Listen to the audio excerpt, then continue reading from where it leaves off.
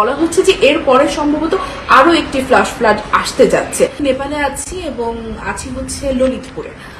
আমি একটি একাডেমিক কোর্সের জন্য এখানে এসেছি। তবে গতকাল নেপালের যে রাসুই এবং হচ্ছে বাগমাতি এবং নোয়াকোট এই অঞ্চলগুলোতে যেই ফ্লাডটি হয়েছে সেটি নিয়ে সারা সাউথ এশিয়ান যে দেশগুলো আছে সবাই বেশ উদ্বিগ্ন, কারণ সোশ্যাল মিডিয়ায় আমরা প্রতিনিয়ত এই ফ্লাডের বিভিন্ন ক্লিপস দেখতে পাচ্ছি এবং সেখানে এখনো পর্যন্ত 4 থেকে 500 মানুষ কিন্তু বলা হচ্ছে, বিভিন্ন মিডিয়াগুলো দেখাচ্ছে যে তারা নিহত হয়েছে, খুঁজে পাওয়া যাচ্ছে না। তার মধ্যে 23টিরও বেশি দেশের কিন্তু পর্যটকরা আছে।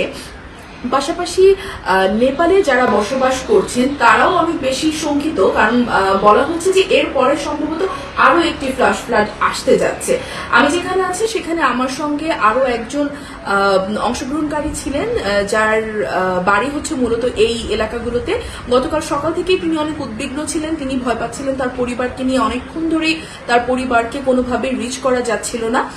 অবশ্যই তার পরিবারকে তিনি রিচ করতে পেরেছেন, কিন্তু এমন অসংখ্য পরিবার আছে যাদেরকে এখনো পর্যন্ত রিচ করা যাচ্ছে না। নারীরা এবং শিশুরা ভয়াবহ পরিস্থিতির মধ্য দিয়ে যাচ্ছে। তবে নেপালের সরকার এবং পুলিশ কিন্তু চেষ্টা করছে, পাশাপাশি বিভিন্ন এনজিও গুলোও কিন্তু চেষ্টা করছে রেস্কিউর কাজে খুব অ্যাক্টিভলি অংশগ্রহণ করবার জন্য।